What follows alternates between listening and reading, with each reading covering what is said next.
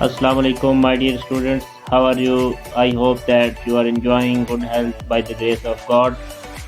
Dear students, आज का जो हमारा टॉपिक है वो है क्लास 9 की इंग्लिश की एक पोएम है जिसका नाम है डैफोडिल्स। वो विलियम वर्ड्सवर्थ ने लिखी है, उसको आज हम पढ़ेंगे। सबसे पहले हम विलियम वर्ड्सवर्थ को देख लेते हैं। William Wordsworth was a poet of 18th century. He was born in UK. He was an ardent lover of nature, and according to him, nature is a preacher and teacher. Most of his poems presents natural scenery, so he is a romantic poet. Romantic poet in this way कि जो भी poets nature के ऊपर लिखते हैं उनको हम natural poets कहते हैं। नेचर क्या है? जो आपके इर्द गिर्द का इन्वायरमेंट है, कुदरती जो माहौल है, जो सब्ज़ा है, जो पहाड़ हैं ये और सरसब्ज खेत हैं, ठीक है, और ये जितनी भी यानी नेचुरल सीनरी है, हिल्स हैं, माउंटेन्स हैं, तो ये सारी की सारी आपकी नेचर है। यानी अगर आप एक विलेज सीनरी को जहन में रख लें तो उसे आप अच्छे तरीके से समझ सकते हैं कि नेचर क्या है, नेचुरल सीनरी क्या होती है।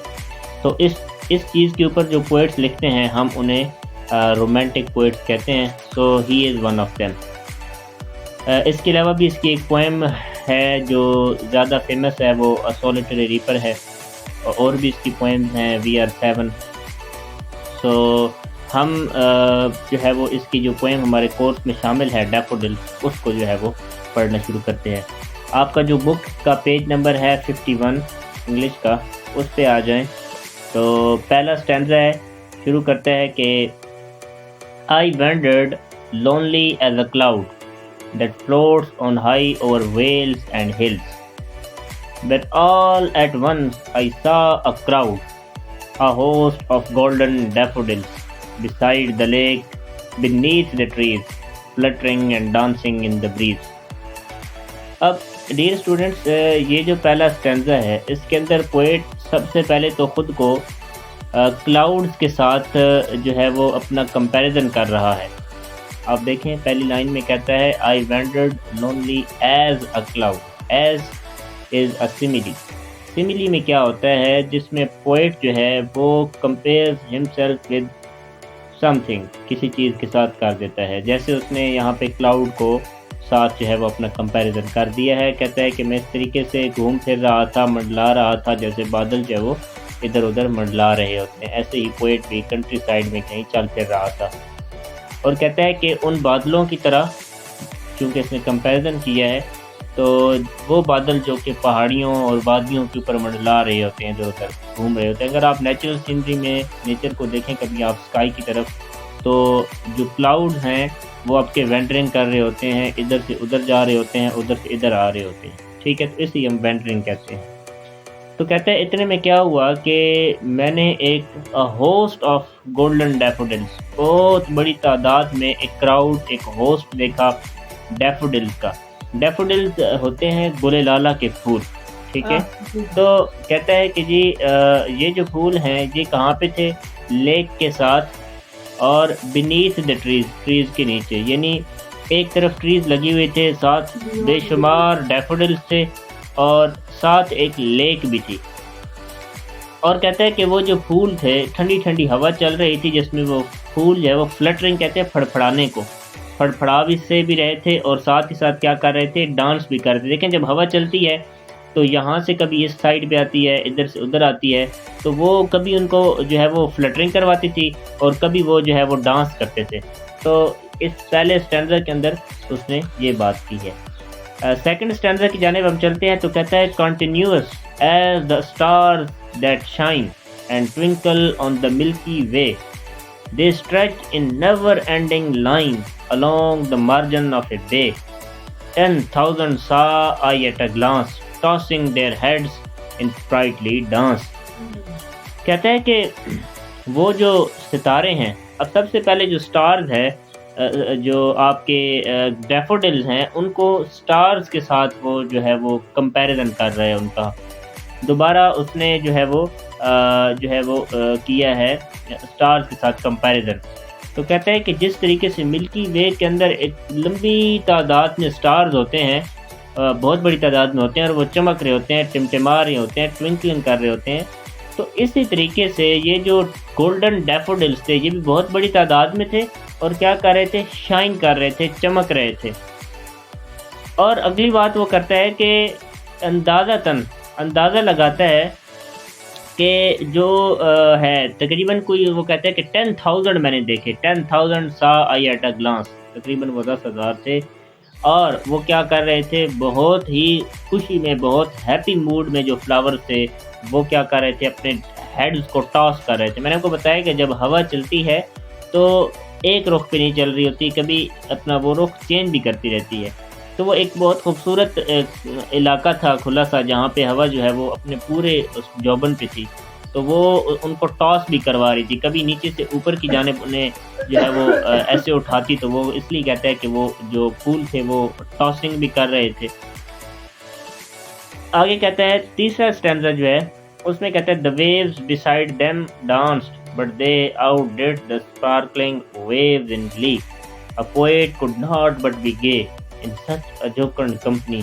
I gazed and gazed but little thought what wealth the show to me had brought.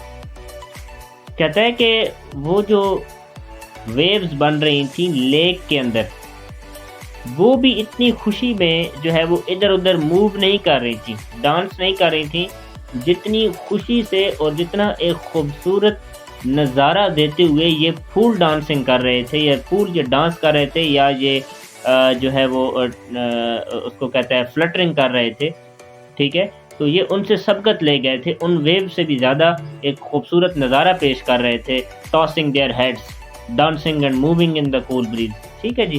تو ان چیزوں میں کہتا ہے کہ جو فلاورز ہیں، جو ڈیفوڈلز ہیں، وہ جو ہے وہ زیادہ خوبصورت نظر آ رہے تھے۔ اب کہتا ہے کہ ایک پوئٹ جو ہے، پوئٹ کیا کہتا ہے کہ بہت خوش ہو گیا اتنی خوبصورت موسم میں، اتنے خوبصورت سین دیکھتے ہوئے، کہتا ہے کہ پوئٹ کہتا ہے کہ مجھے بہت خوشی ہوئی، میرا دل جو ہے وہ بہت خوشی سے بھر گیا، اور میں کافی دیر تک ان ڈیفوڈلز کو دیکھتا ہی دیکھتا چلا گیا، اور کہتا ہے کہ وہ جو نظارہ تھا ڈیفوڈلز کا، وہ میرے لیے بہت ایک دولت کا سامان لایا تھا، بہت خوشی لایا تھا۔ وہ دولت یا وہ خوشی کون سی تھی، وہ آگے آپ لاسٹ اسٹینزا میں بتائے گا۔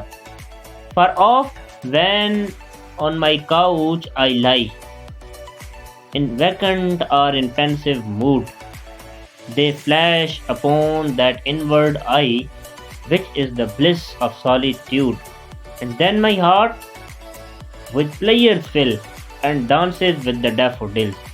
دیکھیں یہ جو اسٹینزا ہے یہ اٹس ناٹ جسٹ لائنز، ٹھیک ہے، اس اسٹینزا کو اگر ہم ایک ریئلٹی آف لائف بھی کہہ سکتے ہیں، یو نو کہ whenever man gets tired from the daily routine of the life, from the difficult circumstances of the life, so he finds pacific environment, ٹھیک ہے جی۔ وہ ایک جب بھی انسان اپنی روزمرہ کی زندگی سے تھک جاتا ہے، زندگی کی مشکلات سے تھک جاتا ہے، سو ہی انڈیویئرز ٹو فائنڈ پیسفل انوائرمنٹ، تو وہ پھر کوشش کرتا ہے کہ کچھ پیسفل انوائرمنٹ ملے۔ تو پوئٹ کہتا ہے کہ جب بھی پوئٹ اپنی زندگی کی مشکلات سے، difficulties and problems of life سے تھکا ہارا اپنے بیڈ کے اوپر لیٹتا ہے، تو کیا ہوتا ہے، کہتا ہے یہ جو خوبصورت ڈیفوڈلز ہیں یہ میری انورڈ آئی میں آ جاتے ہیں۔ انورڈ آئی سے مراد اس کی ذہن میں وہ نظارہ، وہ سلائیڈ چل پڑتی ہے، جو خوبصورت نظارہ اس نے نیچرل سینری کا دیکھا تھا اس کنٹری سائیڈ کے اندر، تو وہ کہتا ہے کہ وہ نظارہ میری آنکھوں کے سامنے آتا ہے، اور یہی چیز میری تنہائی کی، میری سالیٹیوڈ کی بہت بڑی ایک خوشی تھی، ایک بہت جو ہے وہ ایک راحت کا سامان ہوتا ہے۔ یہی تو اس نے ویلتھ کہا تھا کہ میرے لیے ایک بہت بڑی ویلتھ لایا تھا یہ نظارہ۔ ویلتھ یہی تھا کہ وہ جب بھی اب پریشان ہوتا ہے تو یہ جو سیم جو سین ہے وہ اس کے ذہن میں آ جاتا ہے، وہ سارا اس کو یاد آ جاتا ہے، وہ ان کو یاد کر کے بہت خوش ہو جاتا ہے، اور کہتا ہے کہ کیا ہوتا ہے کہ جب وہ سارا نظارہ اس کے ذہن میں آتا ہے تو اس کا جو دل ہے وہ بھی خوشی سے بھر جاتا ہے، اور پوئٹ کہتا ہے کہ یہ بھی جو ہے جو دل ہے وہ بھی ان ڈیفوڈلز کے ساتھ جو اس کے اب خیالوں میں آ رہے ہیں، جو اس کے ایک ذہن میں خیال ہے، امیجنیشن ہے، جو اس نے نظارہ دیکھا تھا امیجنیشن میں ہے، تو کہتا ہے اس کا دل بھی جو ہے وہ ڈیفوڈلز کے ساتھ پھر ڈانس کرنے شروع کر دیتا ہے. یعنی اس کے جو ڈیفیکلٹیز آف لائف ہیں، جو پرابلمز آف لائف ہیں، ان کو وہ بھول جاتا ہے اور اس خوبصورت نظارے سے تھوڑا سا فیسینیٹ ہو جاتا ہے. تو بس یہی اتنی سی پوئم تھی آپ کے سلیبس کے اندر اس کی.